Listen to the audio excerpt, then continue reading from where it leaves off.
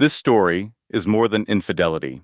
It is about coercion dressed as love, financial control masked as protection, and a husband who sees his wife's grief, pregnancy, and inheritance as assets to be managed. When she uncovers his private files, she realizes the danger is not emotional alone. It is legal, calculated, and deeply personal. What follows is a fight not just for truth, but for survival, dignity, and the right to keep her own life. At a Chicago fundraiser hosted by my husband Leo and my cousin Julian, an old anxiety returned. As they debated property bids, our baby kicked. A sharp jolt. For months, I'd felt this certainty that my world was tilted wrong. I managed a smile when Leo approached, his own a polished mask. That evening, in our shared office, I found the proof and my life fell apart. Welcome to my story. I'd love to know where you're listening from. I'm curious how far this tale will travel. I've altered some details for the narrative, and any resemblance to actual people is coincidental. The core truth, however, is painfully real, and I pray you'll heed its warning. The gallery air was thick with ambition and betrayal. Leo drew me aside, his tone a velvet threat. Amelia, my love, you're overdoing it. With a baby on the way, running your father's firm is just too stressful. I tightened my grip on my water glass, my smile feeling brittle. I'm managing just fine. He covered my hand with his, a gesture that once meant comfort now felt like a chain. You're an artist, darling, not a CEO. Let me take the weight. Your father would have wanted you to prepare for motherhood, not be chained to his desk. The words were a sharp betrayal. The firm was my father's legacy, his life's work, and Leo wanted to swallow it whole. 30 million, he whispered, an offer to merge the portfolios. We could buy a lake house, finally relax, just us and the baby. I pulled my hand back. I said I can handle it. A muscle jumped in Leo's jaw. I'm just trying to look out for you. Across the table, my cousin Julian chimed in. He'd been watching us, his gaze assessing every weakness. My father left me his firm. Julian got a small inheritance he quickly squandered. Now he worked for Leo. Amelia, he's right, Julian said, his voice flat. This is business, not sentiment. The overhead is crushing you. You're going to bankrupt his legacy. I'm not selling, I said firmly. Julian's expression soured. You're being emotional. I'm honoring his memory. Of a dead man? I pushed my chair back, the sound scraping the floor. Excuse me, I mumbled, grabbing my purse. Amelia, wait, Leo called out. I'm fine. The cool Chicago wind felt like a slap as our driver brought the car around. The silence in our Gold Coast apartment was deafening. His words echoed in my mind. I went to our office to look at my father's old blueprints, needing to feel connected to his vision. That's when I saw it. Leo's laptop was open on the desk. Behind a stack of contracts was a small, unfamiliar burner phone. A cold knot of fear formed in my gut as I picked it up. It wasn't locked. I opened the messages. A wave of nausea hit me as I saw the name on the first exchange. Nina, his brilliant, ruthless head of legal. My vision started to blur at the edges. It wasn't flirtatious texts or secret photos. It was screenshots of legal clauses, property transfers, and draft agreements. A methodical, cold blooded plan for a corporate takeover right in our home. My blood turned to ice when I saw a message to his lawyer. The subject was simple: spousal asset integration. He was moving on my firm, my father's entire legacy. The language was brutally corporate. Leverage postnatal exhaustion. Cite emotional duress. Assume fiduciary control. He wasn't trying to protect me. He was preparing to disarm me. Our baby kicked again, a frantic rhythm against my ribs, as if sensing the danger. Leo wasn't just a cheating husband, he was a shark, and I was the prize. I was frozen, staring at the screen, when I heard the key in the front door. I quickly hid the phone, my heart pounding against my ribs as he walked into the office. You're still up? He asked, his voice dripping with that same fake concern. I could only nod, my mind reeling from the scale of his betrayal. Every promise, every kiss had been a lie. Our home, a space I had filled with hope, now felt like a gilded cage he had built to trap me. Every painting on the wall seemed to mock our fraudulent marriage. Lying beside him that night, I feigned sleep. The sound of his steady breathing, which I once found calming, now sounded predatory. The glow of his phone lit his face as a small smile played on his lips. I knew who that message was from. The burner phone I'd hidden felt like a time bomb. I was pregnant, trapped, and married to a man actively orchestrating my downfall. That phone contained a complete blueprint for my ruin. It held a copy of our prenuptial agreement, compromising financial data, and a file labeled Project Legacy. The most damning part was our prenup, with one clause highlighted. It granted him fiduciary oversight of my assets upon the birth of our child. Our baby wasn't a joy to him, but a legal trigger.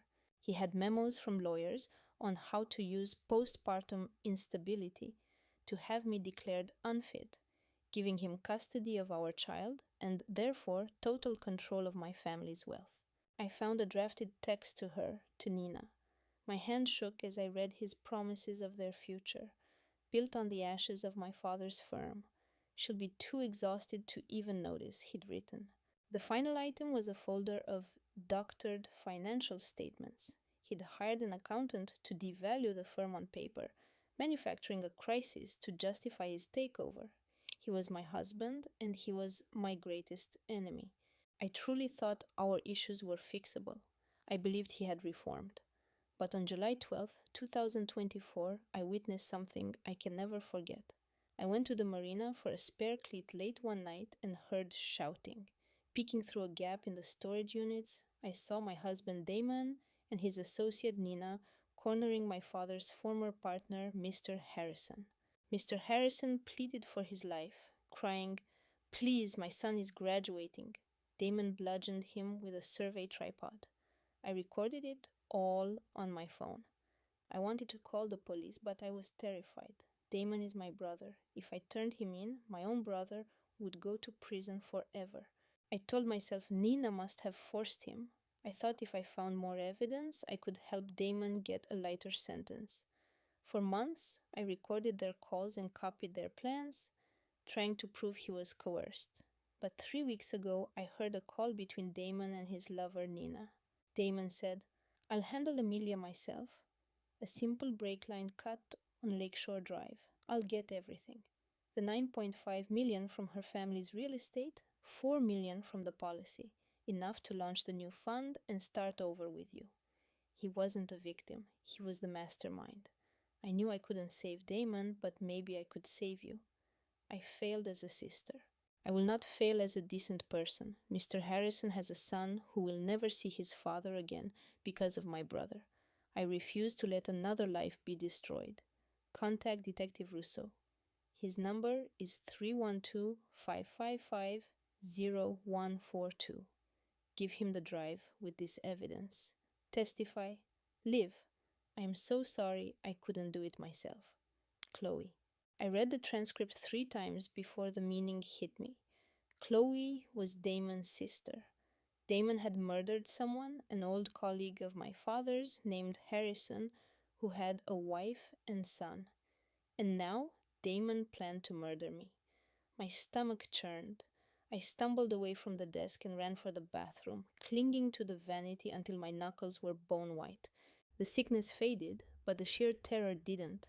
When I could finally stand, I returned to the desk and looked at the package. Chloe's email mentioned a key. I found it taped to the burner phone, which I unlocked to find a single text message with a keycard locker number. I found the laptop inside the locker, 42 audio clips, 97 pictures, and 15 videos. My hand shook as I moved the cursor. Part of me wanted to smash the machine and run, but I had to see. I clicked on the first video. The date was August 18th, 2024, just last month.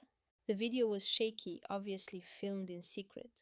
Damon stood in a half-finished high-rise talking to Nina. Their voices were quiet but clear. Nina said, "The council approved it. The zoning variance is final. Thursday, October 24th. At the Aeon Center, Suite 41. Damon replied, Good. But we have one problem. Amelia is getting suspicious. She noticed the odd figures in the last progress report. If she starts digging, Nina finished his thought. Then we handle her like we handled Harrison. Damon's voice was ice. A brake failure. Lakeshore Drive, rush hour. I'll get to the car on Wednesday night. It'll all be done by Friday. The video ended. I sat there, my hands frozen on the laptop as my entire reality crumbled. My whole body felt numb. Damon was planning to kill me. Not as an angry fantasy, but as a scheduled event. This week, Wednesday night, just 2 days away, I made myself click on another file. This one was newer, from October 17th, 2024. Yesterday. It showed Chloe's face, pale and exhausted in the dark. Amelia, if you're watching this, you found the drive. I know this seems insane, but your life is in danger. Tonight, at precisely 2:13 a.m., you need to get into his office. The building's network reboots, which creates a 3-minute window where the cameras are down. It's your only opportunity. Check Liam's drafts on the study iPad under Project Nightingale. He and Maya are draining the fund. The proof is in there, but it's deleted daily. Move now. Call my lawyer Mark. He already suspects Maya. My deepest apologies, Chloe. I know this is an impossible request. Stay safe. The text vanished. I saw the time, 10:30 at night. Liam would be home any second. My head was spinning. There was no time to think, only to act. I had to see for myself. I slid the phone into my robe and headed for the study. 10:40 at night. I had about 10 minutes before the penthouse alarm reset. The study was his sanctuary, smelling of old books and expensive cologne. I slipped through the door, letting the city lights guide me. The glow from his massive trading monitors threw long shadows across his awards. Liam's whole world was this room, all talk of market caps and leveraged buyouts. Being in his private space felt like a betrayal. I had to find that draft. The penthouse felt cold, all glass, overlooking the park. The only sound was my own ragged breathing. Any minute now he'd walk in. There were pictures of us everywhere, award ceremonies, galas, and finally, our wedding photo. I stopped, looking at our faces on that perfect day. 9 minutes left, 10:42. My hand trembled as I picked up the shared tablet from his desk. Isabella's words haunted me. The password is the name of his first dog. I typed it in and the screen unlocked. The email application opened immediately. This wasn't a normal draft folder. A password prompt appeared for a secure partition. A small, glowing keypad materialized on the screen, and I felt my heart pound against my ribs. I watched, shocked, as the screen requested a second password. It was a simple login box, just a cursor blinking against the dark background. A faint hum came from the tablet. I typed in the second password Isabella had sent, the name of the boat where his father died. Horrible. The screen shifted, revealing a list of coded file names. Heavily encrypted, she had told me. This was his secret world. But why did a hedge fund manager need this? My gut screamed at me to close it, but Isabella's fear felt real. My phone buzzed. 10:50 at night. The main security system was now active. A soft chime echoed from the foyer, confirming the alarm was set. But I was here, in the one room without cameras. Taking a deep breath, I started scrolling through the drafts. The subject lines were just codes. I had to be careful. The screen's light was stark in the darkness, showing a maze of information. Drafts titled Alpha and Omega were meaningless. After a few minutes of frantic searching, I saw one that made my blood run cold. Contingency. I opened it, my hand shaking, and I forgot how to breathe. The draft contained a detailed shadow ledger. It chronicled the fund's activity, but the profit and loss statements were completely fabricated. It wasn't the numbers that made me nauseous. It was the intent behind them. I saw a list of shell companies, all based in countries with lax banking laws. This was a blueprint for hiding money, not managing it for his New York clients. My stomach lurched. He was systematically funneling investor funds into those offshore accounts. The records showed small daily transfers designed to fly under the radar, each with a cryptic authorization code. A summary at the bottom laid out the total theft. It was pure embezzlement. Tens of millions of dollars. I leaned in, feeling faint, and scrolled to the summary. It was a flawless spreadsheet. Dates, codes, receiving accounts. The notes were cold and impersonal, and every single transfer was co authorized by one person, Maya. At the top of the ledger, Julian Croft, total funds moved 93 million in 18 months. Next wire, March 21st, from a shell corporation. Amount 40 million. Tomorrow. My phone shook in my hand. I started snapping photos. I needed proof.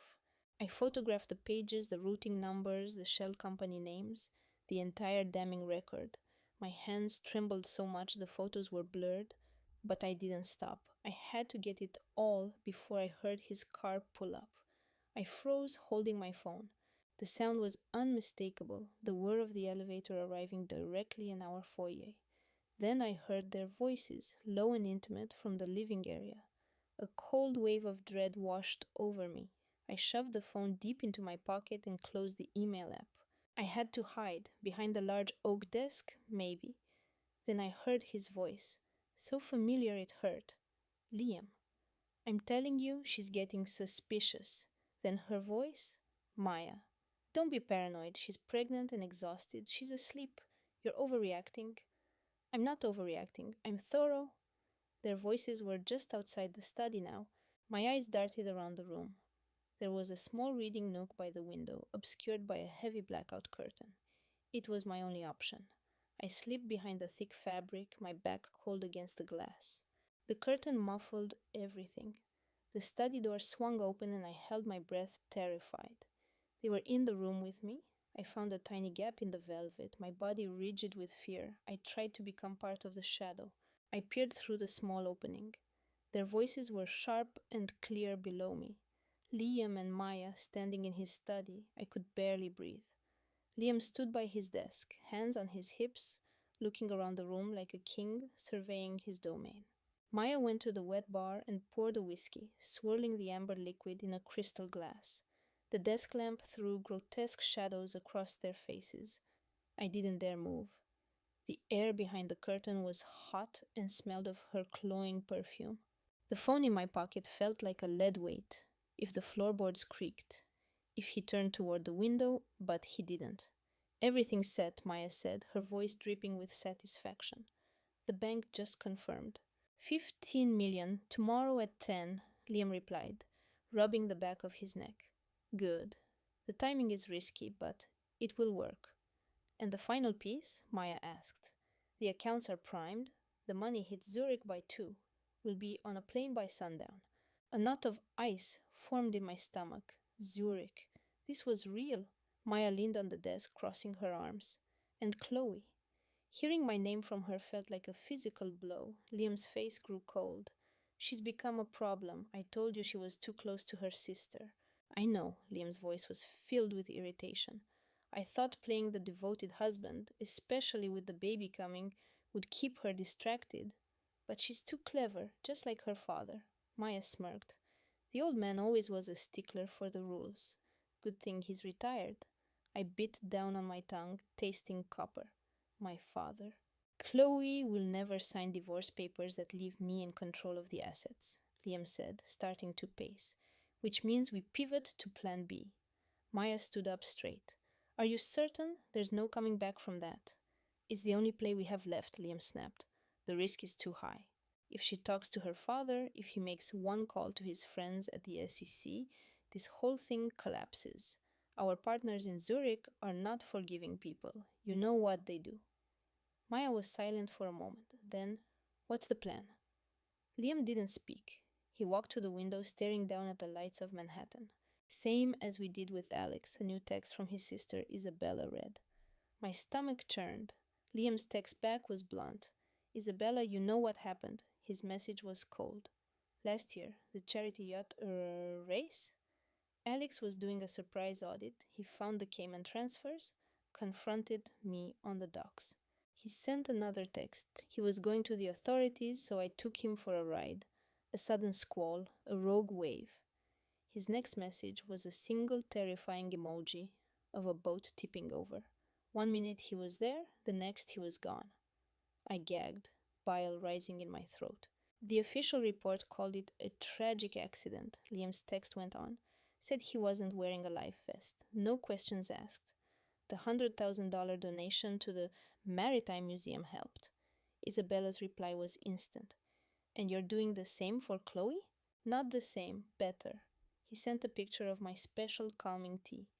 Saturday night, 10 o'clock, during the investor dinner. I'll say she looks pale, that she needs to lie down. I'll offer to make her a cup myself. Just us. A quiet moment. I'll swap the herbs with these before the caterers show up. By the time we come back downstairs, her heart will just stop.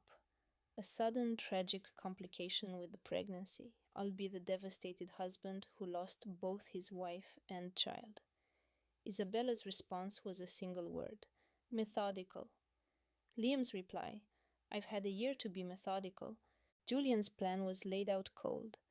Since her grandfather's death, Chloe's inheritance was a liability. I never thought I'd need to accelerate the timeline. His tone was chillingly pragmatic. Once she's gone, it's all mine. The townhouse, the stock portfolio, the $7 million insurance claim. I dissolve the trust, move the stolen capital, and vanish. Perhaps Geneva or Singapore, somewhere without an extradition treaty, Isabella typed back. And my role? Julian's reply was brutally confident. You come with me. Your severance package is already being processed. By the time her will is read, we'll be ghosts. My vision swam. The air in the study felt thick, unbreathable. Julian would be home soon. Signing off, we must scrub this entire file before I get there. Isabella sent a confirmation checkmark. As they wiped the document, I frantically photographed the tablet screen before the proof was gone.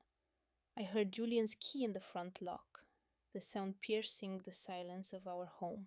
I sat frozen in the leather chair, heart slamming against my ribs. I counted to 100, my hands trembling, my body locked in a state of pure terror. When I was certain he'd gone to the master suite, I slid the tablet back into its hidden compartment and rose. My knees buckled. I caught myself on the edge of the walnut desk, my frame shaking uncontrollably. In the pitch-black office, I used my phone's screen to navigate my escape. The corridor to our bedroom felt endless, each shadow a lurking monster. My breath came in ragged gasps. I nearly fell twice. I bypassed our bedroom, moving through the sitting area to the vast walk-in closet. Once inside, I bolted the heavy door and slid to the floor, my spine pressed against the cool, finished wood. My phone was a beacon in the darkness. Julian intended to kill me. Saturday at 10 p.m. I had less than 48 hours left. My fingers felt clumsy as I tried to find my contacts. Our family attorney, Mr. Harrington, had given me a name: Detective Reyes. The number was burned into my memory: 617-555-0191. My thumb hovered over the screen, shaking. It was nearly 2 in the morning. Would she even pick up? Would she dismiss me as a hysterical pregnant wife? I had no other choice. Julian had already taken a life. He wanted our baby and me erased. If I hesitated, I would be dead by the weekend. I drew a sharp breath and tapped the call icon. It rang once, twice. My hand shook so violently I almost dropped the phone. I huddled inside the cavernous closet, illuminated only by the device. The townhouse was utterly still, but a frantic pulse throbbed in my ears. Please answer the phone. A third ring. What if this was all for nothing? Then a woman's voice cut through the silence. Detective Reyes, major crimes. She sounded calm, measured, and in control. This was someone who dealt with chaos for a living, who managed fear professionally. I tried to speak, but nothing came out. My throat was constricted. Hello? Detective Reyes said again. Is anyone on the line? I forced the words past my lips. My name is Chloe Vance. My voice was a fragile, broken whisper. Mr. Harrington suggested I reach out. I think my husband is going to murder me. A short pause. Mrs. Vance, I've been expecting your call. A wave of relief so intense hit me that the phone slipped in my hand. She knew. I wasn't crazy. Mr. Harrington contacted my division a few weeks ago. Reyes' voice was sober, but not unkind. He flagged some concerns about your husband's corporate dealings. We've had Julian Vance on our radar. We just lacked a catalyst to proceed. He has a timetable for Saturday, I managed to say, at his foundation's dinner. He's going to switch my prenatal vitamins. He wants it to look like sudden cardiac arrest. How are you certain? She asked. I told her everything. The tablet Mr. Harrington suspected existed. The password, the affair with Isabella, their entire documented plan. I also told her about the offshore accounts. I found the digital folio less than an hour ago in his desk, right as he and Isabella were finalizing the details.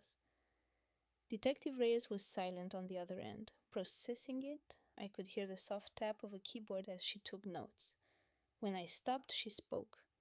Mrs. Vance, I believe you just saved your own life. The photographs of this folio you mentioned, are they on your phone? Yes, I have them. And I returned the tablet to its hiding place. Excellent, do not touch it again. We need the chain of evidence intact. Are you able to come to the station? I confirmed her directions. Tomorrow morning, 9 a.m., 1 Schroeder Plaza. I am sending the address to you now. Bring the phone that has the photos. I just nodded, voiceless. Yes. Chloe listened to me very carefully, her tone sharpened, demanding my full attention. You tell no one about this conversation. Not Julian, not your family, not a single soul. If Julian thinks you know, he will act immediately. He won't wait for Saturday. Nausea churned in my stomach. What should I do? Behave as you normally would. Go to bed. Get up when you usually do. If he speaks to you, act distant and calm, just as you have been. Give him no reason for alarm. What if he tries something? I couldn't say the words. We will have plainclothes officers outside your residence by 6 a.m., Reyes interrupted. They will be unseen. You won't know they're there, but they are. If he attempts to leave with you or does anything unusual, they have orders to intervene. Her words were my only hope. I clung to the idea of safety, but my mind replayed the cold, typed words discussing my death. What will happen when I get there? I asked. You'll provide a formal deposition. We'll download the evidence from your phone. Then we'll secure warrants for Julian and Isabella. Your statement is the linchpin. Without it, his lawyers will claim the folio is a fabrication or the tablet isn't his. You are the one who connects every piece, Chloe. You are the case. The responsibility felt crushing. I was the one who had to put my husband away forever. The same husband who was plotting with his lover to kill me and our child. I'll be there, I whispered. Good, I'll see you at 9. Reyes paused. Chloe, I know how frightening this is, but you did the right thing. We're going to see you through this, I promise. I had to trust her. There was no one else. Thank you, I said. Now try to get some sleep. We will speak in the morning. The call ended. I remained in the dark, the phone still pressed to my ear. I finally set it down, pulling my knees to my chest. Reyes said to act normal. How could I sleep beside a man planning my murder? I willed myself to my feet. I felt utterly spent, a mix of adrenaline and deep fatigue. I got into our bed, still wearing my clothes, pulling the duvet to my chin. The room felt frigid. The only light was the faint glow from the alarm clock. 1:47 a.m. I stared at the ceiling, every noise a potential threat. The hum of the building, a distant siren, the quiet whir of the air system. Was that Julian? Did he know I found the folio? Did he suspect I'd called Detective Reyes? I shut my eyes, concentrating on my breath. 6 a.m. Her team was coming. Just under 4 hours. I had to last 4 more hours. I must have drifted off because I was suddenly wide awake, my heart pounding. The clock read 3:02 a.m. A noise had startled me. I stayed completely still, straining to hear. It came again. A key turning in the townhouse door. I slipped from the bed and crept to the bedroom door, peering through the small crack into the dark hall. Julian was back. He moved without a sound toward our room. I rushed back to bed, pulling the blankets up and faking sleep. My breathing was a shallow mess. He wasn't supposed to be home. He entered the room, a silhouette against the city lights. He stood there for what felt like an eternity. My grip on the sheets was so tight my knuckles hurt. He didn't get into bed. He went to the master bathroom. I heard the faint sound of my vanity drawer sliding open. I squeezed my eyes shut. He was swapping the prenatals, right now. The bed dipped as he got in. The man plotting my death was right beside me. Sleep was impossible after that. By 7 a.m., I was up and dressed. My hands trembled as I retrieved his tablet from its compartment along with my phone. I tried to tell myself I was overreacting. Maybe he only came back for a change of clothes, but I knew that was a lie. He was setting his plan in motion. I used the service elevator, avoiding the front desk staff who might alert Julian. My car was in our private garage space, cool and silent. I got inside, locked the doors, and drove out into the early morning light. The 20-minute trip to the station felt like hours. I checked my rearview mirror compulsively. Every sedan seemed like a threat, but I wasn't followed. Pulling into the public garage near the precinct, my hands were clamped to the wheel. The BPD headquarters was a modern fortress of steel and glass, the city emblem mounted above its doors. I entered the high-tech office building. A security guard confirmed my appointment. Miss Sterling is expecting you. I paced the marble floor, my heart racing, until a sleek elevator arrived. The private investigator was precisely who I'd anticipated. Mid-40s, with a sharp bob and piercing eyes. She wore a tailored black suit, her company ID fastened to her lapel. Maya, she said, her handshake confident and cool. Thank you for coming. My response was just a weak nod. Zoe Sterling led me past glass-walled offices to a secure room at the end of the hall. Her associate was already there, his laptop glowing. This is David, Zoe said, shutting the heavy door. He handles our digital forensics. David glanced up with a quick nod. He was around 40, with graying temples and wire-rimmed glasses. Mrs. Hayes, he said softly, I am truly sorry for the circumstances that brought you here. I didn't know how to reply, so I nodded and took a chair. Zoe faced me. I realize this is a lot, but tell us what you found. Start with the server. And so I began. I told them about discovering a hidden partition on our home cloud network. I showed them the videos of Liam with Nina, their cruel talk of my baby being an inconvenience. I recounted the plan to swap my prenatal pills to make me appear unstable, and the chill of hearing my husband in our bathroom last night, setting it all up. Zoe and I watched the screen. Here is the smoking gun, Zoe said, tapping a time-stamped file transfer log. This proves it. The offshore data haven's IP was clear. She displayed the access records, her face grim. 7 logins, 3 encrypted videos, 1 falsified medical report. She looked right at me. This is everything we need to prove his deception, Maya. About the trips to Zurich, the hidden accounts, all of it. I leaned in. Zoe, you've uncovered this entire secret life. But I need to go further. I found that file. I listened to him lie about it being a work project. My mouth was bone dry. So what do we do? My phone buzzed on the glass table. The caller was a name I knew well. Ava Hayes. The message appeared.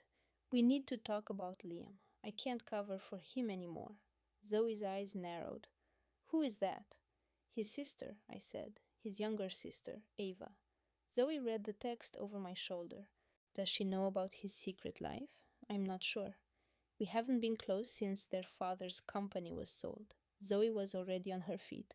Right back. Tell her you can meet her right now. Where? A car is coming. Tell her to be downstairs at her condo. Keep it short. My hand shook as I typed, Ava, it's Maya. I can be there. After a moment, she replied, I'm at home? Please, Maya, I'm so scared. Zoe was on her own phone giving directions. A driver to the Hayes condo. Take her to the Langham Hotel. Use the black Suburban. She ended the call and faced me. We have to secure you both. If Ava knows something, we need it before Liam suspects anything. In an hour, I was inside a sprawling, sterile suite with a view of the Chicago River, featuring abstract sculptures and a dying fern. The room felt cold. The huge windows displayed the city's evening glow. Two of Zoe's security staff stood outside the door. Ava was escorted in from a nondescript vehicle. She looked like a stranger when she walked in. She seemed frail, her face was pale, and her eyes were red and puffy. She wore a simple gray sweater and jeans, her hair pulled into a messy ponytail. Maya, she breathed, looking at me. I stayed quiet. I had no words for her. Zoe motioned to an armchair. Miss Hayes, please have a seat. Ava sat opposite me, wringing her hands. The silence felt endless. Then she shattered it. I knew about the condo he leased for her, she confessed, her voice cracking. Over $75,000. He made me set up the shell company in 2023. It was flagged for fraud in 2024. Tears fell freely. He used my past against me. He said he'd ruin my career if I ever told anyone. I had to play along. It was our family's dirty secret. He promised I would be cut off. He also forced me to become her friend, Ava continued, her gaze fixed on me. For almost a year, I had to tell him what she was thinking, what she wanted, where she was going. He needed to keep his two separate lives from colliding. I didn't want any part of it, Maya. I swear I was terrified. Last night, Zoe interrupted. Did Liam contact you? Ava nodded, wiping her face. He called me near midnight. He said, tomorrow night, 6 p.m., the University Club. A dinner for my promotion. You will act thrilled for us, or I will destroy you along with her. She looked at me, her voice trembling. I knew exactly what he meant. He was going to leave you, and he would bankrupt me if I spoke up. The suite was deathly quiet, punctuated by Ava's quiet weeping. Zoe leaned forward. Miss Hayes, you've just admitted to conspiring in serious financial fraud and emotional abuse. That has legal consequences. Ava's face went white. But, Zoe went on, if you give us a complete affidavit, testify for Maya and sign everything, we can arrange for your immunity. 6 years of being under his thumb, relief from the family pressure after 4, Zoe said, and you will help us expose the monster. That has to be worth something. Ava looked at me. Maya, I am so deeply sorry. I don't ask for your forgiveness, but I had to warn you. I couldn't let him do this to you. I said nothing. I was frozen. Part of me was screaming at her for being part of his web of lies, but another part saw the truth. She was his captive in her own way, just like me. Zoe slid a document onto the coffee table. This is the affidavit. Read it, sign it. Then we go get his encrypted hard drives from the penthouse. Ava picked up the pen with a shaky hand and signed her name. The room felt suffocating with all the betrayal. Zoe and her associate stood near the door. It was 10:30 a.m. on October the 5th, and we were about to get the evidence needed to dismantle my husband's world. Ava looked exhausted. Dark circles were under her eyes, and her hands trembled as she set her water glass down. I had spent the morning trying to absorb it all. Liam's plan to discard me, Ava's confession, the secret life he had constructed, and now my own sister-in-law, trapped in Liam's web of fear and manipulation. Are you ready? Zoe asked Ava softly. She nodded and stood up. Yes, let's go end this. We left in different cars. Zoe's driver chauffeured us in an armored sedan, while a second vehicle followed close behind. Our Gold Coast apartment was only 15 minutes away, but the trip felt like an eternity. The beautiful tree-lined street looked like a set. The elegant graystone building was a facade, and the landscaped courtyard felt hostile. My own sister, Kate, opened the door with her key. The apartment was immaculate but cold. Modern art, designer furniture, a smart screen on the granite island. It was a stage, a place where a perfect marriage was acted out, but never felt. The drives are in his home office, Kate whispered, leading us up the floating staircase. The office featured a massive glass desk and a biometric steel safe. Kate knelt and entered the code, her fingers shaking as she scanned the contents. Here it is, she whispered, handing a heavy metal case to Zoe. This is everything. Zoe placed the case on the desk and opened it. Her associate plugged in a forensic drive, cloning the data. The first file was a business loan from June 10th, 2019. Kate's signature was right below my husband Daniel's. $300,000. I scanned the document, a chilling realization dawning on me. Daniel had made her the primary signatory on a loan for his own private equity venture.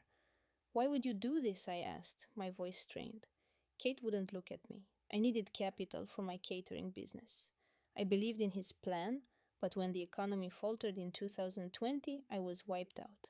I lost the entire amount in just 6 months. Zoe pulled up another file, a spreadsheet of transfers in Kate's own notes. She had repaid $60,000 over 4 years. The outstanding principal was $240,000. That's a crippling amount of debt, the associate said. I know, Kate choked out. I tried, but Dan kept inventing new penalties and interest. I could never catch up. The next files made my heart stop. A folder with 50 audio recordings from Daniel's phone, dated from July 2020 to September 2023. Zoe played the first one. Kate, you're 3 months behind. Pay up by November, or I tell mom and dad you blew their retirement money. You lied to them about your business. It was a disgusting betrayal. They will never speak to you again. Don't make me do it, Kate. My hands trembled as Zoe played the next file and the one after. Each one was the same: vicious threats, crushing deadlines, and promises of complete family alienation if she defaulted. Some were calm, others detailed his plans to isolate her from everyone. He held this over you for years, I whispered. Kate finally looked at me, her eyes filled with shame and tears. I had no other choice, Maya. I couldn't tell them. I thought if I kept paying, he'd finally leave me alone. But he only wanted more control. The associate finished the data transfer and shut his device. It's a classic case, he said to Zoe. Financial entrapment, psychological abuse, and blackmail. He used her desperation to control her. Zoe nodded, her expression hard. Kate, you were his victim, but also his enabler. You knew things, but your fear let his lies fester. The lawyer's words offered little comfort. The court will recognize you're cooperating now. This affidavit is a positive first step. Chloe wiped her eyes. I know, I should have spoken up before. I was scared. Miss Vance slid a document across the polished table, the statement Chloe had already provided. She set it down. This confirms your testimony against Liam. In return, our firm will represent you if he retaliates. Understood? Yes, Chloe whispered. Sign here. Chloe took the pen, and this time her signature was steady. I stared at the insurance rider, my stomach twisting into a knot. I was overjoyed about the baby, but one line item was wrong. A monthly premium for a new sculpture at a Seattle address I didn't recognize. What is this for? I murmured. The question was still in the air when he entered. Liam glanced over my shoulder. It's off-site storage, Sophia. A business precaution. I understand that, I said, but the value is significant. I should know where it is. His expression grew cold, and he slowly shook his head. You don't need to be concerned. It's handled. He ended his call and gave me a hollow kiss. I'm done for the day. Let's not discuss this. After the door clicked shut, I returned to the document. I wanted to believe him, but my instincts screamed that something was off. I couldn't shake the feeling. I sat back at my desk just after 3 o'clock, my thoughts spiraling. The secret artwork, the evasiveness, it all felt like a well-rehearsed deception. I opened a new tab and looked up the address in the city's property database. We have a problem, I said to the silent room. The property was owned by a shell company. The director was listed as Chloe Hayes, my own cousin. The name hit me like a punch. Chloe started at my husband's tech firm in 2023. I saw her as an ambitious woman in her late 20s. I was the one who got her the interview, celebrated the offer, and helped her settle in. Or so I thought. I navigated to her private social media page. A recent picture showed Chloe in a sleek Seattle penthouse, a smug smile on her face. Behind her stood the very sculpture from the insurance form. Her caption read, "Enjoying the new view. Glad to finally be here." I struggled to connect the pieces, my voice unsteady. I don't understand. What is happening? I placed a hand over my baby bump. I have to go there myself. Our child's future is at stake.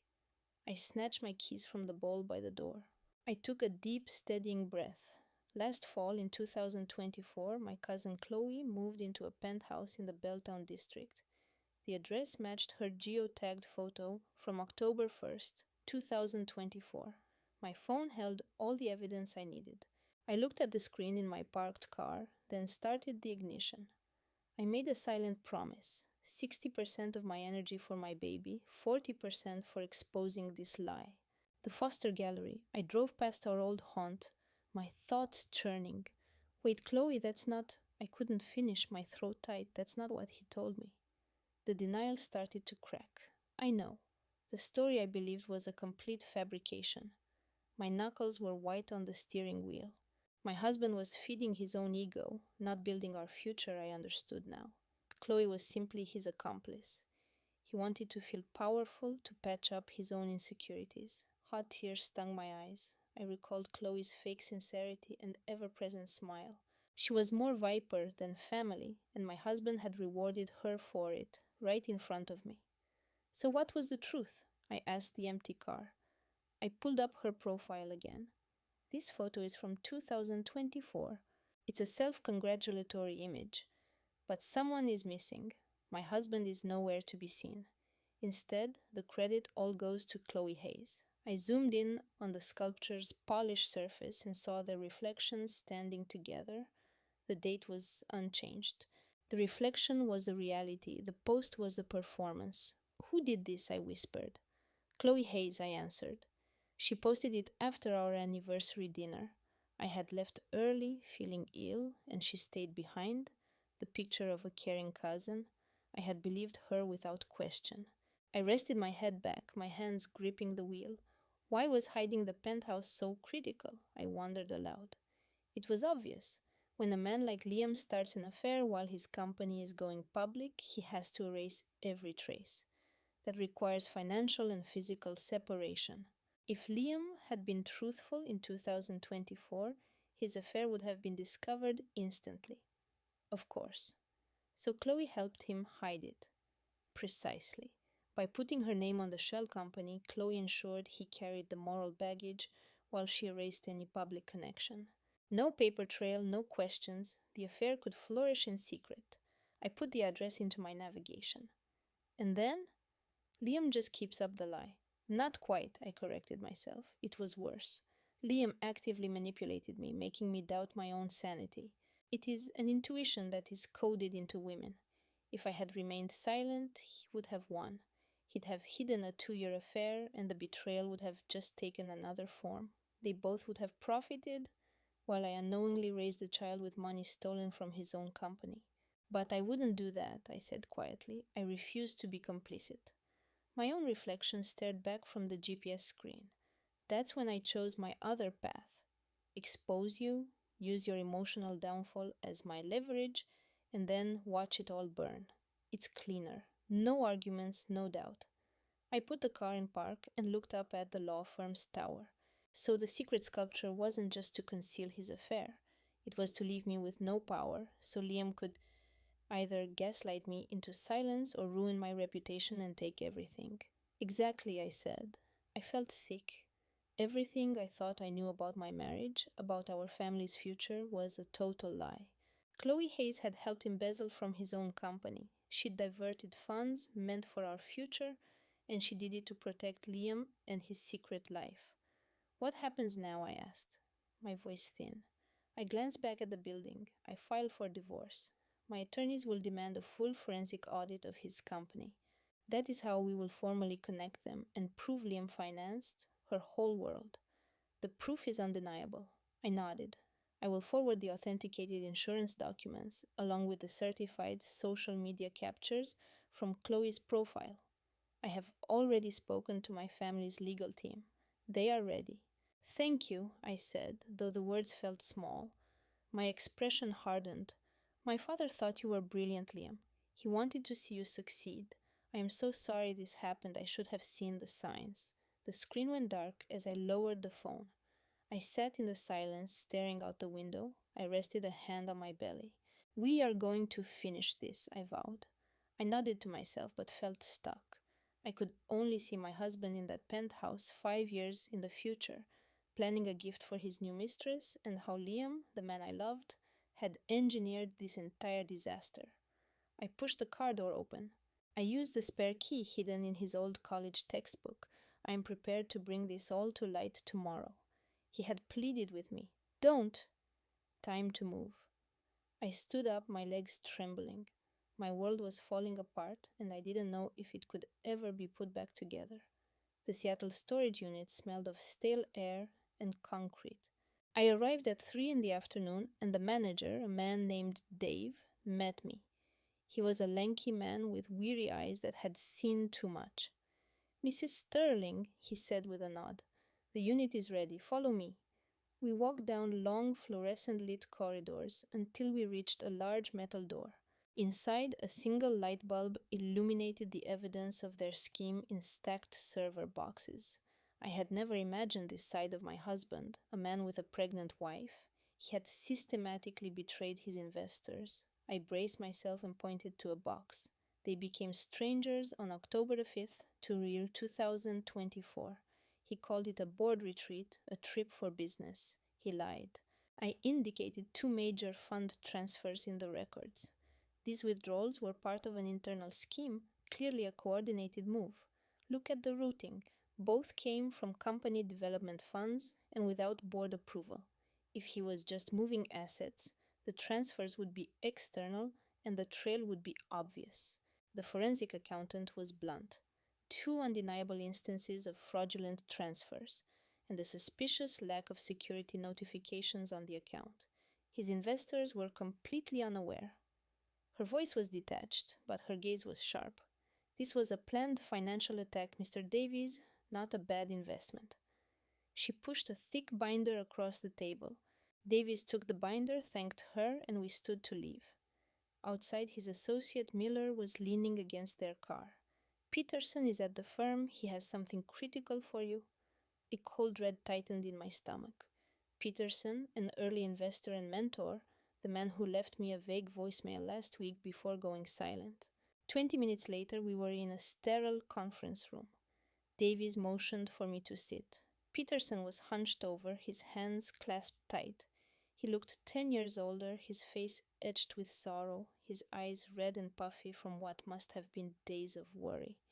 When he saw me, he stood so quickly his chair clattered to the floor. He fell to his knees. What is this? I whispered, staring at the burner phone from Julian's old tennis bag. A single voice memo. I pressed play, my hands trembling. Julian's voice, smooth and familiar, filled the kitchen, but the words were a nightmare. The lake house is perfect, he was saying. No one for miles. A woman's sharp, eager voice replied. Nina, his head of sales. And the boat? She asked. A tragic accident is so easy to arrange on the water, darling, especially with her being pregnant. My breath caught in my throat. Their conversation was cold and practical. They mentioned the $2 million life insurance policy. They talked about how my unfortunate passing would free up capital for his new downtown tower. They discussed my death like a business merger.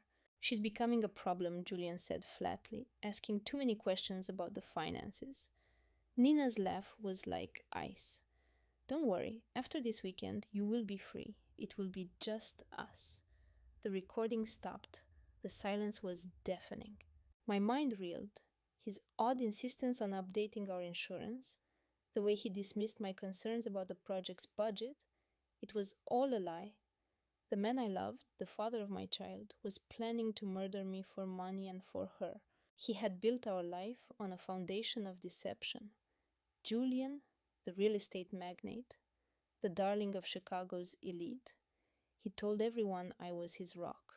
But I was just an obstacle, a line item on a balance sheet he had to erase. For a moment I considered the police, but Julian owned half the city. He would have lawyers shut it down before I finished my statement. They would paint me as a hysterical pregnant wife. I needed more than a recording on a burner phone. I needed proof they couldn't bury. I scrolled through my contacts and found a number for a man my father once recommended. Donovan, a private investigator. I explained the situation, my voice shaking. He was calm, discreet, and at my door in an hour. He's taking you to the lake house this weekend? Donovan asked, his face grim. I nodded, clutching a cup of tea. Then that's where we will catch him. But first, let's see just how deep this goes. That evening, we sat in his car across from a dimly lit bar in the Gold Coast, a place for secrets. He's meeting her, I said, my voice a whisper. He told me he had a late dinner with investors. Donovan adjusted a small listening device. Let's see what these investors are discussing tonight. He pointed. Showtime. Julian's sleek black Mercedes pulled up. He stepped out looking powerful and untouchable in his tailored suit. A moment later, Nina arrived. She was chic, confident, everything I was not right now. He did not greet her with a handshake, he placed a hand on her back, a gesture of ownership that made my stomach churn. It was how he used to touch me. We watched them settle into a secluded booth. Donovan turned a dial, and their voices crackled through the speakers. Everything is set for Saturday, Julian was saying. The boat's engine has been adjusted. It will stall in the middle of the lake. And the life vest? Nina asked. The clasp is faulty. It will come right off when she hits the cold water, he replied without emotion. My husband, the man I built a home with? The man who was planning my death down to the last detail. Claire suspects nothing, he continued, his tone arrogant. She's too busy picking out colors for the nursery. A cold fury replaced my fear. He was using our baby, our future, as a cover for his monstrous plan. The nausea was overwhelming. They spoke of me as if I were already gone. Donovan's voice was steady. We have him. This is conspiracy to commit murder. It's more than enough. But I saw how Nina looked at him, her eyes full of ambition. This is not just about an affair, is it? I asked. He was already typing on his laptop. Give me a minute, he murmured. A diagram of offshore accounts filled the screen, linking Julian's company to a shell corporation under Nina's name. They have been laundering money for years, Donovan explained, stealing from their own projects. You, as a founding architect, were the biggest risk. You could have uncovered it. So this was the reason. I was not just an inconvenience, I was a threat. The $2 million policy was just a bonus. The real prize was silencing me to continue their fraud. My own husband was going to kill me to protect his criminal enterprise with his mistress. The world began to spin. Her jealousy is a powerful motivator, Donovan said quietly. She does not just want your husband, she wants your life, your position, everything. I looked at the screen, at the woman who smiled while planning to take it all from me.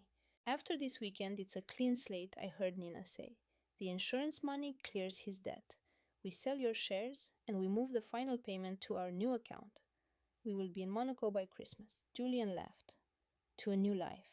A life built on my grave, I whispered, the words like ash. I watched them toast with expensive champagne, celebrating a future that depended on my murder. The cruelty of it was absolute. I looked at Donovan, my knuckles white. This was not just about his affair. This was about a woman trying to steal my entire world. It was about a man who would kill the mother of his child for profit.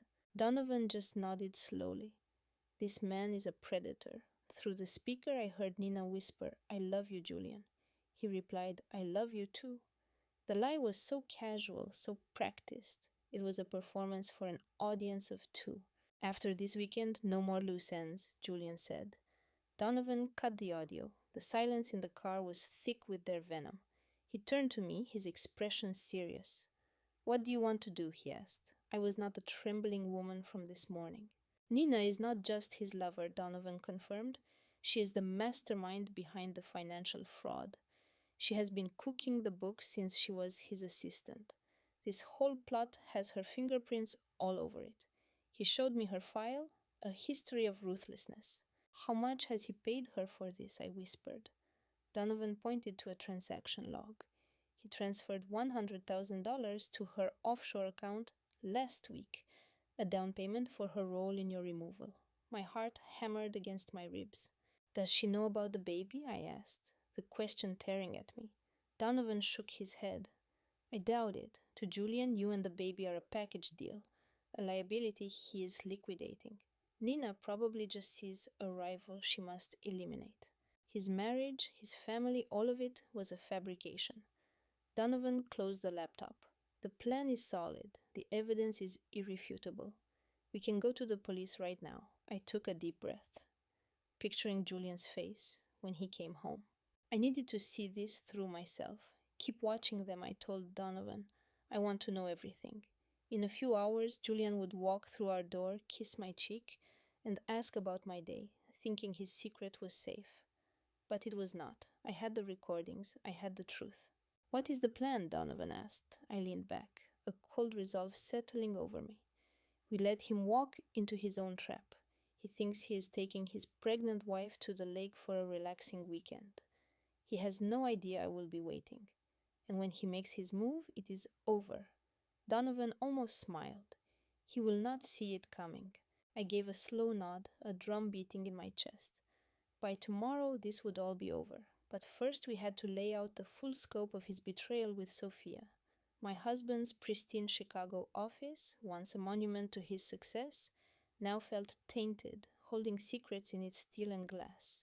It was almost 9, the penthouse quiet, but my father Robert was hunched over a blueprint, his finger tracing lines on the paper. I watched as he cross-referenced city permits, payment logs, and redacted emails. Here, Dad said, tapping the drawing. Leo Vance, let's pull back the curtain. A list of zoning violations appeared, a cascade of dates and codes. Dad highlighted a section in yellow. A forged safety report from a shell company, he explained, filed in May 2023, the same week the Hernandez family lost their business. It detailed a fictional structural failure. Leo was smiling with Sophia in a photo from the site. That property launched his biggest project. Dad nodded. Exactly, and it's not just a fraudulent acquisition. There are 20 cash withdrawals between 2023 and 2024. Little amounts, 5,000 here, 10 there, to an unnamed official. It adds up to $92,000. I stared at the records, a cold sickness spreading through me. Leo had been paying for his crimes for 2 years.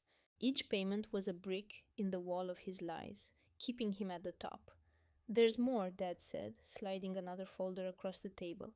A second set of travel expenses for Milan from July 2024 for $150,000. For an architectural expo he never attended. I crossed my arms. A business trip or a getaway? A getaway. Dad confirmed the hotel suite was for 2. He was smart, Dad noted, but I found the folio, booked under Vance Holdings, but paid for by Leo's personal account. I just stared out at the city lights. Leo isn't just a liar, he used his company to fund his affair for years. Why would he risk everything? I asked. He's one of the biggest developers in Chicago. Why trade a legacy for an affair? Dad opened the laptop. This is where it gets ugly. Look. A news article appeared. Headline: Historic construction firm bankrupt after safety scandal. Mr. Hernandez, 63 years old. His business was ruined in September 2023 for fabricated violations. The photo showed a proud man with broken eyes. He had the same determined look my husband once did. Leo's biggest obstacle, I whispered. Dad scrolled. He was facing crippling city fines. He could lose everything. But then the chief inspector's report against him was misplaced. He pulled up another article about the case being dismissed. From October 1st, 2023. The key files vanished from city records, Dad said. No copies, no digital footprint. Without the report, the city had no case. The charges were dropped. Mr. Hernandez was destroyed. No business, no reputation, just utter ruin. A heavy dread filled the room. Leo made the files disappear. Precisely. Dad said he framed the old man for violations he invented, and Leo got the property deal of his dreams. Dad closed the laptop and leaned back. When the Vista Tower project was announced that October, Leo was the man of the hour. He presented the plans as his vision within 72 hours. Nobody batted an eye. He secured his funding before anyone could raise a question. Leo's face would be a mask of pure rage if he knew we saw this. He is my husband. He's been lying to me for years. And his mistress, I asked. Sophia, did she know? Dad opened the file. Sophia Reyes, hired July 2022. Then came building permits and credit card receipts. Hard to say for sure, Dad said. Their project accounts are a maze. Sophia has her own budget, but Leo signs off. He approved a $30,000 bonus for her in February 2024. No justification listed. I scowled. A bonus or a bribe? Could be either, Dad said. But here's what's certain. Sophia helped Leo fabricate the reports in 2023 to secure the Vista Tower land. She's been Leo's affair for at least a year, and her boss, my husband, destroyed an innocent man's life to cover it all. They are both terrible people. I sank into Leo's designer chair, my thoughts spinning. Leo, Sophia, Mr. Hernandez. It was a conspiracy of lust and ambition, and my apartment was ground zero. My husband's real estate empire, a company he claimed to have built with grit, was founded on a crime. What about Mr. Hernandez? I asked. Is he okay? My father shook his head. No, he's doing odd jobs in the suburbs. His family business was erased at 63. From what I've gathered, he has no idea who truly engineered his ruin. I gazed at the Chicago skyline Leo helped build with his towers. He traded his integrity to get what he wanted. I can almost understand the ambition, but it doesn't excuse his cruelty. He ruined a good man. He betrayed me. He's been living a lie for years. So, what's our move? I asked. My father's face grew firm. We take him down tomorrow night, at the developer's gala. Leo thinks he's getting an award, but we'll be there waiting. We have every document, every falsified report. When Leo gives his acceptance speech, we tell the world the truth. And Sophia, my father added, getting to his feet, will send an anonymous package to the partners at her architecture firm. It's a total demolition of his entire world. We let Leo think his triumph is complete. He'll come home to you, believing he's secured his legacy and his future. And that's when it all crumbles. A public confession, hard proof, no escape route. You're the one who has to face him, Nina, my father said. Are you prepared? I thought of Mr. Hernandez, his life's work stolen. I thought of the marriage built on a foundation of lies. I thought of Sophia in my husband's embrace. I thought of my father, who always said, "Your name is all you have," a lesson Leo never learned. Yes, I said, I am. My father nodded. Good, final check. We plan the confrontation, account for everything. We only have one shot at this. We cannot let him talk his way out of it. Dad gave a grim smile. This will be one awards night he'll never forget. I stood, my legs unsteady. Tomorrow night, at his gala, it would finally end. Leo would try to lie, and I would be there to make sure he couldn't. I only hoped I had the strength to light the match and watch his world burn. The living room of our Chicago penthouse was cavernous and cold, lit by track lighting. A massive white sofa faced the windows, a flawless empty centerpiece. At the kitchen counter stood my father, Robert, his expression like stone. I sat on a stool, my phone on the counter, showing a map of Leo's illegal dealings on the large screen on the wall. My father was beside me. The harsh light made him look older, his hand trembling as he sipped his coffee. He was the one who found everything, who spent weeks digging through city archives. And now he was here helping me make my husband answer for what he'd done. Listen, I said, my voice cutting through the silence. We get one opportunity. If we fail, Leo walks away. He keeps the company, the money, and the lies win. That's not happening. I know, Robert replied, his voice firm. I pointed at the screen. Our life. The headquarters of his betrayal. At 8 tonight, Leo Sterling will walk into that ballroom. He thinks I'm there to watch him get an award. He thinks he's untouchable, but he has no idea we're about to detonate his life. A reporter, a man named David, pointed to the ballroom layout. Nina's recording device is the pin on her dress, he said. We'll get a clear audio feed. We'll know exactly what's said. She'll also have this. He showed me a text message draft. This is your signal. Send it, and my article goes live in 10 seconds. An assistant spoke up. What if he gets suspicious, sees the pin? David looked at me. Plausible deniability. Tell him you want to record his big speech for the baby. With his ego, he'll believe it. And if he doesn't, I asked, my voice thin. Then you walk away, David said calmly. We breach. But the goal is a confession. We need Leo to talk about the forged reports, about ruining the Hernandez family, about his plans for you. The more he admits, the more powerful the story. David changed the slide, showing the newsroom's plan. Social media posts were queued up. The online desk is ready. The legal team is on standby. The moment we publish, the story goes everywhere. The other networks will have the documents within minutes. My team and I will be at a table near the stage.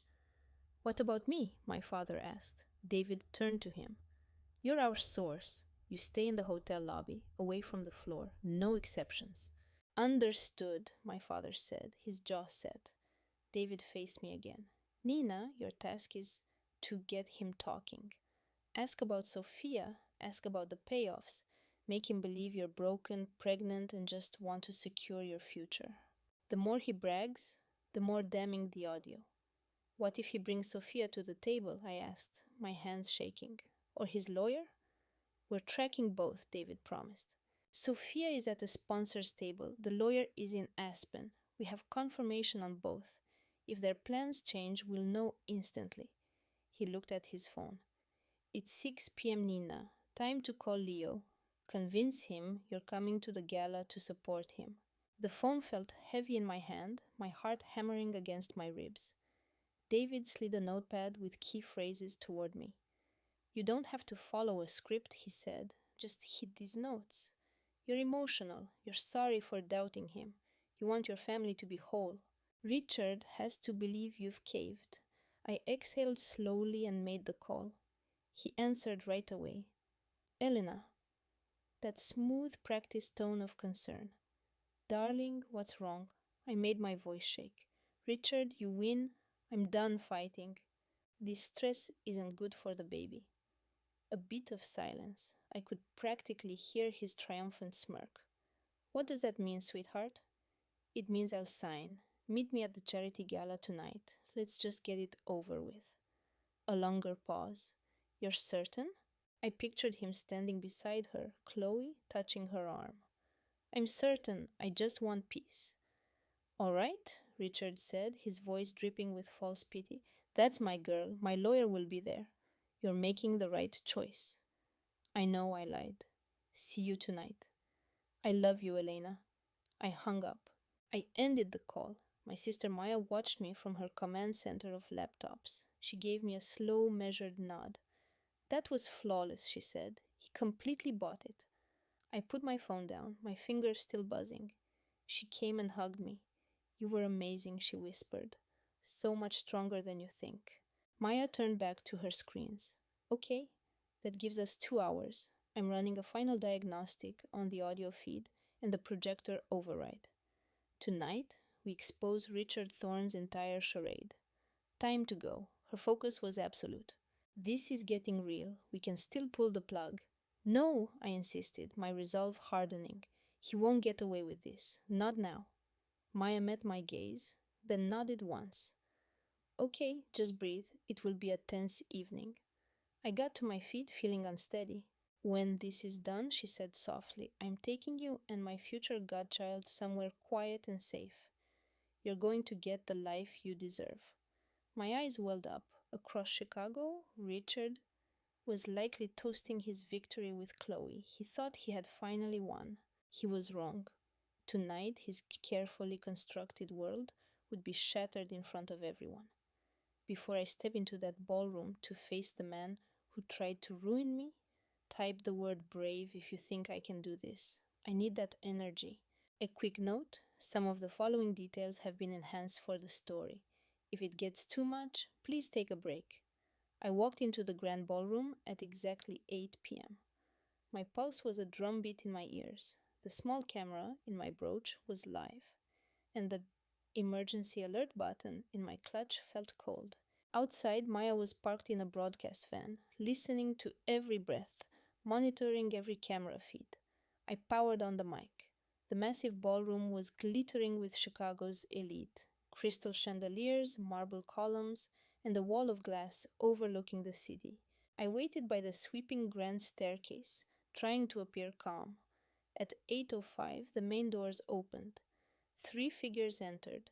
Richard was at the forefront, looking smug and handsome in his tuxedo. His lawyer trailed him, a man who looked perpetually worried. And beside Richard was Chloe. Her expression was one of pure, unadulterated victory. Elena, Richard said, his voice a warm performance, I'm so glad you saw reason. I said nothing as they closed the distance.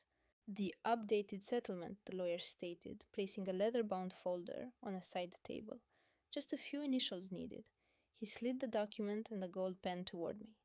I reached out, my fingers trembling slightly. I stared at the first page, then put the pen down. We have one last thing to discuss, Richard, I said, my voice steady. I slid the papers back. His smile tightened. And what is that? I met his gaze. Let's talk about Project Sovereign. The mood in the private office chilled. Richard's face hardened. Chloe's smirk vanished. His lawyer, Mr. Ames, warned, This is not the time, just sign. My eyes never left Richard's. I know about the shell company, the $20 million. I know about the accounts in Panama, and the email about me having an unfortunate accident after the baby is born.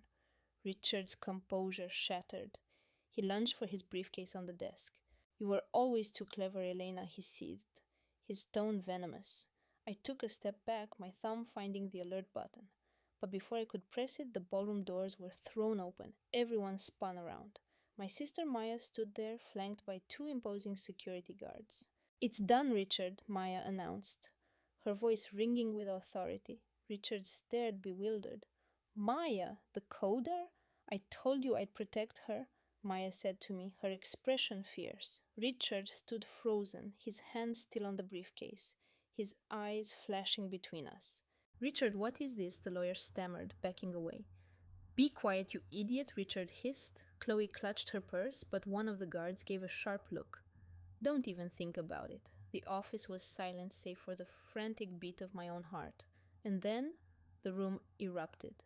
But it wasn't police flooding in. Through the open doors, we could see the ballroom's main projector screen.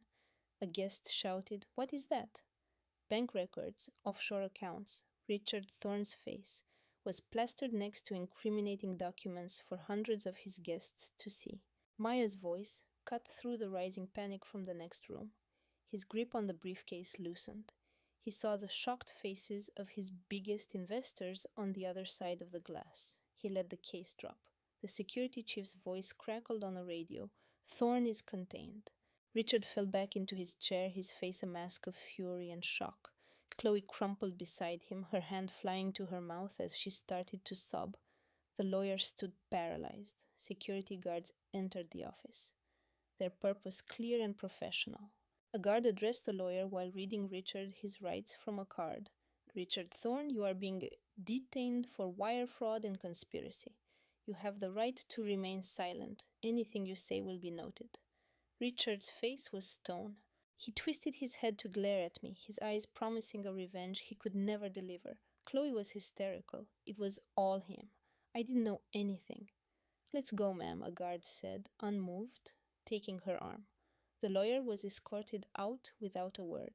My sister Maya rushed to me, her intense focus melting into concern. You all right, Lena? I could only nod, my legs giving out.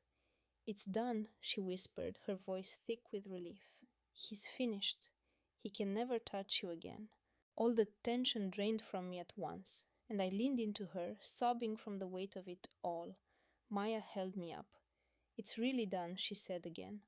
I heard the elevator doors close, taking Richard and Chloe and my past life away for good. The hotel's head of security, a calm woman named Davis, approached. Ma'am, the police are on their way. We'll need a statement. You and your sister did something incredible. I wiped my face. The documents, are they enough? It's a public confession, Davis said. Chloe is already talking. Davis looked at my sister. The firewalls on his server were state of the art. Maya just shrugged. I'm better. She gestured to a tablet one of the guards held. That's a live feed of his decrypted ledger. Maya's face was grim. It's all there. Every illegal transfer, every hidden account. There's no hiding it. Davis nodded, her gaze shifting from the screen to me. We have it all.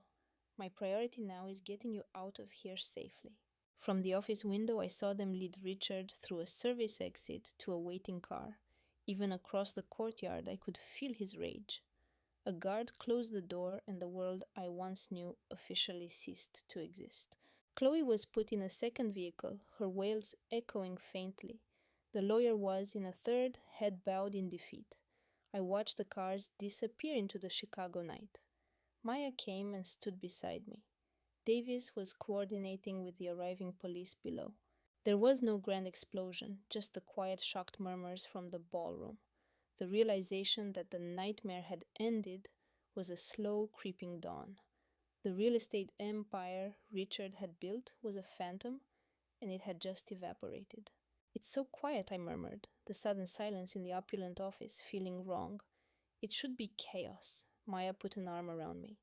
The loudest revolutions are sometimes the quietest, she said. An officer was calmly placing evidence tags on Richard's desk. The only noise was a distant siren. Maya guided me to a sofa. My hands wouldn't stop shaking, so she held them. It's okay to fall apart now, Lena, she said softly. I just nodded, the city lights blurring through my tears. I was trembling uncontrollably. Maya motioned to a paramedic. Can we get her some water, please? The man nodded and spoke into his radio. The orchestra music from the gala had been silenced, leaving a hollow quiet in its wake. The life I'd had in this city, hosting parties and being photographed for society pages, now felt like a script from someone else's life. The prestige, the wealth, the perfect public image, it was all a foundation of lies, and it was gone. What now? I asked my sister, my voice a thread. Now, she said firmly, you and this baby get a fresh start.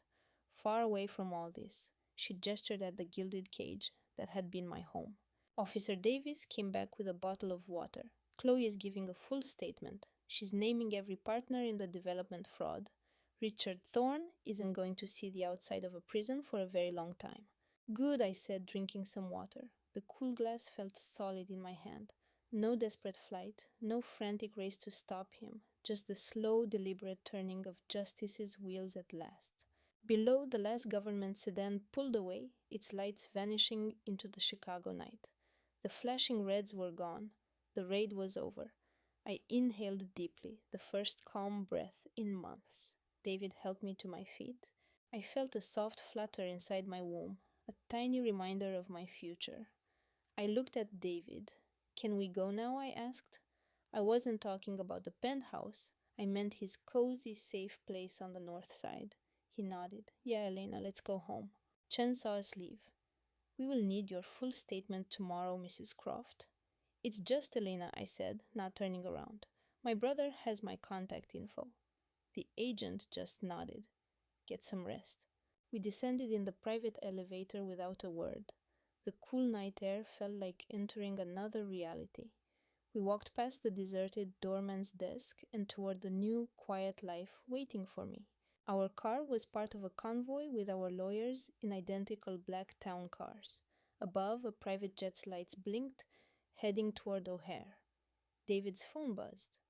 The forensics team is ready, 5 minutes out. They're prepared to clone the main server. Understood, David said. Make sure no data can be wiped remotely. I watched the city lights smear past the window. Our home was built on his lies. My whole future was a fabrication. But we hadn't won yet. If we were too slow, he'd delete everything.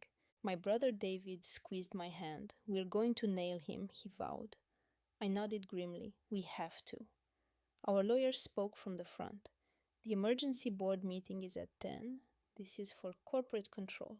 We exposed Julian, proved the fraud, and gut his entire operation. Ahead, the steel towers of the loop scraped the morning clouds. On the 40th floor, my husband, Julian Croft, was waiting. A few of us entered the lobby at 9:45. Our steps echoed on the granite floor. We were a silent army moving between massive support columns. The air smelled of money and ambition. Outside, construction cranes pivoted against the gray sky, their lights like solitary, pulsing hearts. Our lawyer led the way, his focus sharp. His assistant monitored a data feed on a tablet. I sat by David, clutching my purse. The main boardroom is our target, Mr. Chen said. I saw the glass walls and two people inside. One was my husband, Julian. The other was his head of acquisitions and mistress, Isabella. Isabella looked polished and predatory even from a distance. She was flanked by three of their firm's top lawyers, like a queen with her guards. Chen had us pause just outside the door as our team members filed in, blocking the exits. A dozen of our people took their seats, forming a wall of silent authority. Chen spoke low into his phone. IT confirms. The servers are now air-gapped. Nothing gets in or out, he nodded. Our forensic accountants are in. Isabella's assistant was holding a secure drive, a data destroyer. My heart sank. Is that what I think it is? I whispered. An evidence wipe, Chen confirmed. One click and the illegal transaction logs vanish. He took a breath and entered. My brother David and I watched as Chen went to the head of the long table. He cleared his throat. Julian Croft, this meeting is a formal notice of legal proceedings. We have a court order. Step away from all computers. Isabella's gaze shot to her lawyers, then to the tablet before her. Three of our tech experts watched her intently.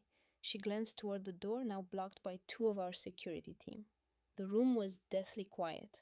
Then Isabella gave a tight, false smile. She pushed her laptop aside and raised her hands in a mocking surrender. I'm happy to cooperate, she said, her voice full of ice. But her main aide, a man named Leo, kept his hand on the secure drive. He held the device, his thumb over the erase button. Isabella, don't let them, Leo begged. It's done, Leo, she said flatly. No, he shouted, moving to plug it in. A single sharp voice cut in. Don't? Leo's hand froze. The drive slipped from his grasp and hit the polished wood table with a clatter. Leo swore, pulling his hand back. It confirms, Chen said into his phone. Local ports are disabled. That drive is a brick. Our lawyers moved forward. Isabella didn't even argue. She watched coldly as they handed her a subpoena. Her legal team immediately went into a huddled whisper. Within seconds, they were boxed in. Leo was on his feet, being quietly removed from the room. Chen walked straight to my husband. Julian Croft, you are being served with a temporary asset freeze and a suit for corporate fraud. Julian's face was a blank, arrogant mask as he accepted the documents. Chen opened the briefcase. Inside were printouts of offshore transfers and laundered money. Fraudulent wires, Chen announced. Dozens, at least $20 million that we can prove. He gestured to his team. Secure this room. I finally got to my feet with David's hand on my arm. I watched as security led Julian to the elevator. He turned and looked directly at me. For a moment our eyes locked. He almost smirked. Then the elevator doors slid shut. Leo was taken to another room for questioning. Isabella's lawyers were already in damage control mode. Chen came back to us, looking exhausted. It's done, he said. Croft has lost board control. My knees felt weak. David held me steady. We got him, I whispered. David nodded. Justice. Chen's tablet pinged. We're in. Julian's private server. It's all here. Instructions to Isabella, hidden payment logs. It's a digital confession, Chen said, his tone grim. This connects the whole conspiracy. He looked at me. The board has an ironclad case. We will need your testimony, Elena, in a few months. Can you handle that? I nodded. I'll be ready. Chen offered a hand. Thank you. You showed incredible courage. I shook it, my eyes suddenly stinging. David and I walked back to the lobby. Lawyers were tagging evidence, the room humming with purpose. As we left, I glanced at the empty boardroom, its secrets exposed. It was the start of the end. The civil trial was a major event. The courtroom was packed. Reporters, furious investors, and my family in the front row. His ex-partner, Michael Vance, sat with his wife, Sarah. Their young son stared at his shoes. I sat with my legal team. David and Chen were just behind me. The room felt heavy. It was November 12th, 2025. A year of hell had passed, a year of legal battles and sleepless nights. Today was Judgment Day. The clerk's voice rang out. All rise. Judge Albright came in, a woman known for her keen mind and directness. She sat, and the defendants were brought in, wearing their dark, expensive suits. Julian entered first. He wouldn't look at me. Then came his accomplice, Isabella, her face pale and tight. A complicit board member, Mr. Peterson, followed, looking ill. Finally, the offshore finance man, known only as the Fixer, appeared as cool as if he were at a business lunch. They all sat with their lawyers. We are here for the judgment in the civil case of the Croft Development Corporation versus Julian Croft and co-defendants, she said. My lawyer rose, holding a file. On the charge of first-degree fraud, we find Julian Croft liable, on conspiracy and embezzlement liable. Each word was a gavel strike. Isabella Rossi, complicit in fraud, breach of fiduciary duty, liable. Board member Peterson, gross negligence, liable. The Fixer, for violating federal banking regulations and conspiracy, liable. My lawyer sat. The board is requesting the maximum allowable financial penalties for all defendants, Your Honor. Judge Albright nodded. The court will hear one final impact statement. Mrs. Croft, if you please. My knees shook as I stood. David gave my hand a final squeeze before I walked to the podium. I looked at Julian, but he was studying his hands. My husband didn't just break our marriage vows, I started, my voice shaking. He defrauded his own company. Michael Vance was his best friend. And he ruined him for trusting the wrong man. He tried to steal every asset from me and our unborn child without a shred of guilt. My voice gaining strength. He must face the consequences. I need him to see that his money and power couldn't hide the truth forever. Julian's own sister Clara was crying quietly near me.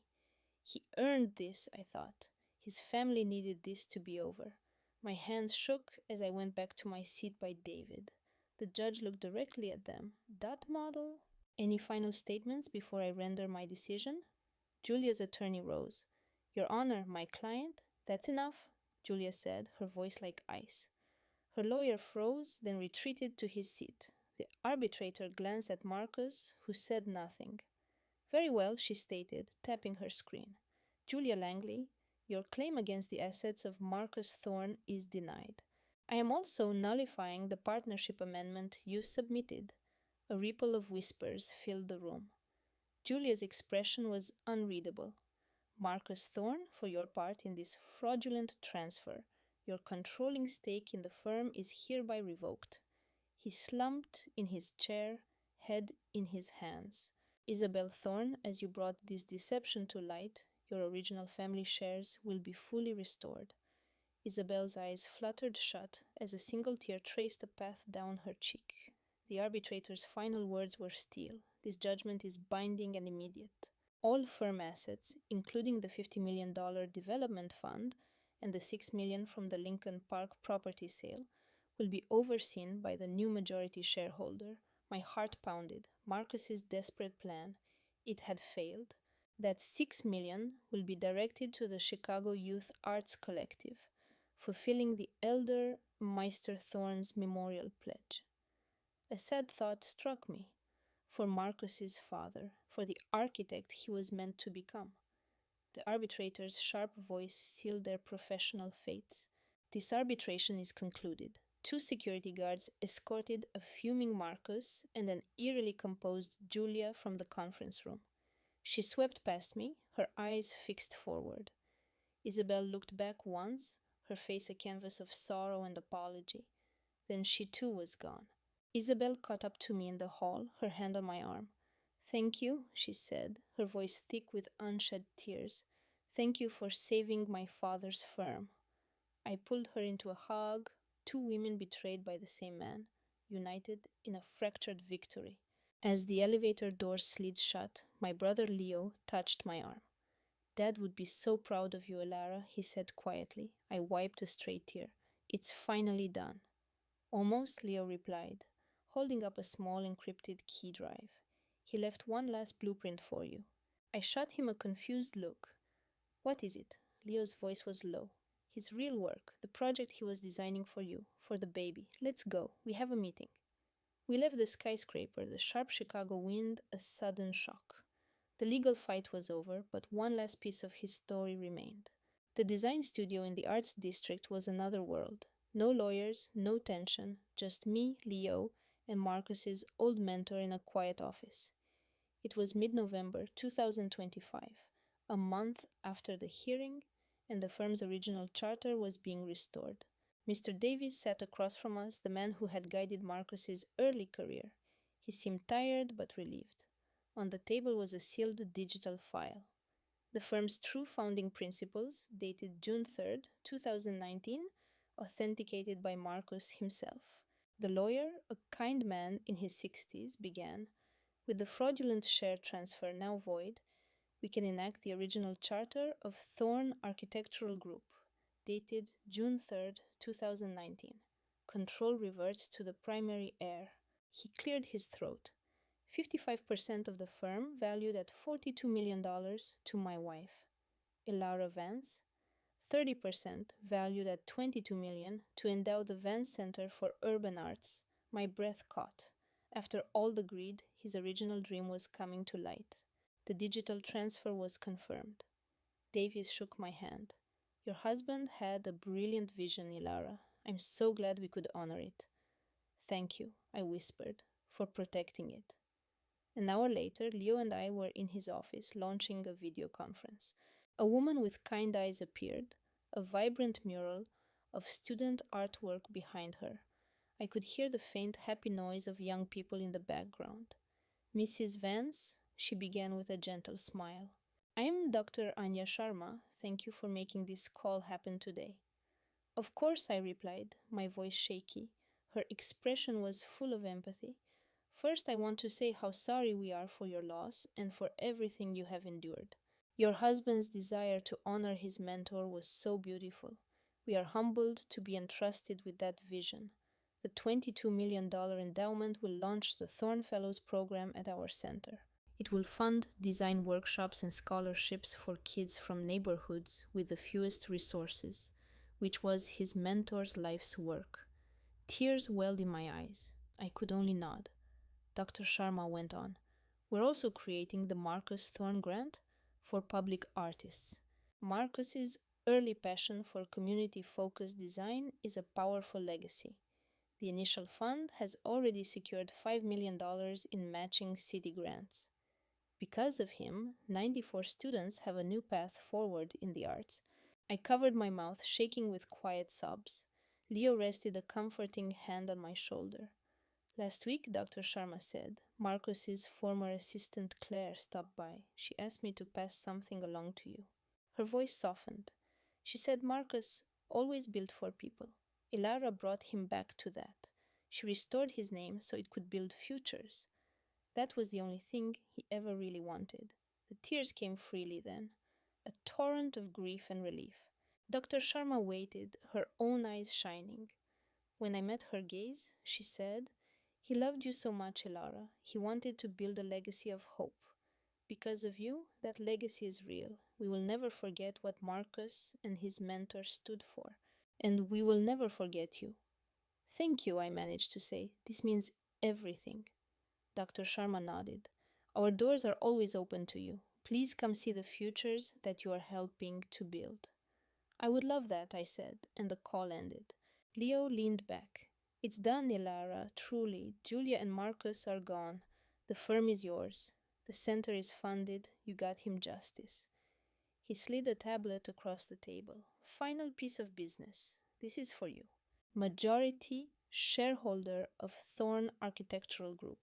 The board is gone. His name is clean. It's yours. The designs, the contracts, the future. What you do next is your call. I stared at the screen, my hand unsteady as I reached for it. That firm had become a symbol of his betrayal. Marcus's affair had nearly destroyed it. But that wasn't the end of its story. Leo spoke gently. Your husband built that from the ground up. It was his passion. Now it can be yours, for your child. What do I do now? I asked. Leo smiled. You make it your own. Build something that honors the best of him, that serves the city, and that secures your family's future. I tapped the screen, opening the project files. For the first time, I felt a clear path forward. Okay, I whispered. It's over, I said softly. My brother Leo put a supportive arm around me. You're safe now, Ilara. We left the downtown tower, the brisk Chicago wind blowing off the lake. Driving along Lakeshore Drive, I watched the water, feeling the city's relentless rhythm. Inside me, my daughter stirred, a tiny life about to start. This was about her now, not Marcus's legacy. It was about the mother I needed to be. It was December 24th, 2025. 8 months since I found the blueprints that broke my world apart. I stood by my new window watching the city lights flicker on at twilight. This apartment was my sanctuary built from the ashes of our cold modern house. The guest room, once a showcase for Marcus's architectural awards, was now a warm, gentle nursery. A bookshelf held picture books of great artists, gifts from my mother. The walls were painted a soft, earthy terracotta. Over the crib, I'd hung a mobile of famous global landmarks, each a tiny world for her to discover. The soul of my new life was in this space. I walked in and turned on a small lamp. It cast a gentle glow. On the wall, instead of stark building plans, hung a framed photo of my grandparents on their 50th anniversary, their hands intertwined. Next to it was the first fuzzy ultrasound image, her little profile a promise. Pinned to a board were notes from loved ones and a postcard from my mom, reminding me that we build things to last. This was the foundation I wanted her to have. The door opened quietly. Leo brought in 2 mugs of warm tea. He looked tired but content, the rock who had seen me through the hurricane. Ready? He asked. I smiled, a true smile. I am. My new nonprofit design consultancy was officially launching. Our inaugural project was with the Vance Center, designing their new community arts space. This wasn't Marcus's world of corporate clients and broken contracts. It was real, built with purpose. That fall, Leo and I had escaped to a small cabin in Wisconsin. We spent a week hiking and clearing my head. Sitting by the lake, we did a final digital purge, deleting the last traces of my old life from the cloud. It was a necessary reset. Back in Chicago, my balcony was filled with pots of fragrant herbs. The seedlings were small but tough. Now, Leo and I stood out there. The air was cold and clean. The Chicago skyline glittered, a vast and intricate backdrop for a life just beginning. Liam placed our tea mugs on the balcony ledge. He produced a small velvet box from his pocket. Inside lay a delicate gold locket, their grandmother's. It was the one I'd admired for years, long before I accidentally opened the jeweler's invoice for a custom pendant addressed to Marcus's lead designer. This belongs with you now, he said softly. Time for a new chapter. He helped me fasten the antique clasp at my neck. The warm gold felt like a shield. I lifted my mug and Liam mirrored the gesture. To Chloe, he said, his voice low, and to my nephew, to new foundations. We tapped the mugs together, the porcelain sound crisp in the evening air. I took a long sip. The chamomile tea was soothing and honest, the opposite of my marriage. We stood together, overlooking the Chicago skyline. The skyscrapers glittered against the deep blue dusk. Below, the headlights on Lakeshore Drive streamed by like a silent, glowing river. You will be an incredible mother, Chloe, Liam said. You're the strongest person I know. I felt a lump form in my throat. I'm trying to be. You already are. We watched the city in a shared, comfortable quiet. My world was piecing itself back together, not with wealth and secrets, but with family, honesty, and love. My reflection in the glass was a woman I barely knew, her hand resting over her growing belly. The city's lights twinkled behind her, suggesting countless other paths. And if you are listening to my story, know this. The betrayal from a life partner is a wound like no other. I discovered that when my husband, a real estate mogul, prioritized his portfolio and an affair with his interior designer over our marriage and our son. For months, my only wish was to see his empire crumble. But my child deserved a legacy, not wreckage. I found a resilience I never knew I possessed. My brother Liam was my anchor. The deceit left a permanent scar, but a campaign for vengeance would have only poisoned my future, and more importantly, my son's. So I made a different choice to build again, to protect my own peace. Don't make my mistakes. Don't ignore the small inconsistencies before they become a catastrophe. If you feel a fault line in your own life, you must find the courage to face it. Never let fear make you a silent partner in your own pain. I now see that forgiveness is a gift I give to myself, not to him. It is the choice to release resentment's grip. Marcus demolished my past, but he does not get to define my future. My son's gentle movements are a constant reminder of that promise. Have you ever endured a similar deception? How did you start to heal and rebuild?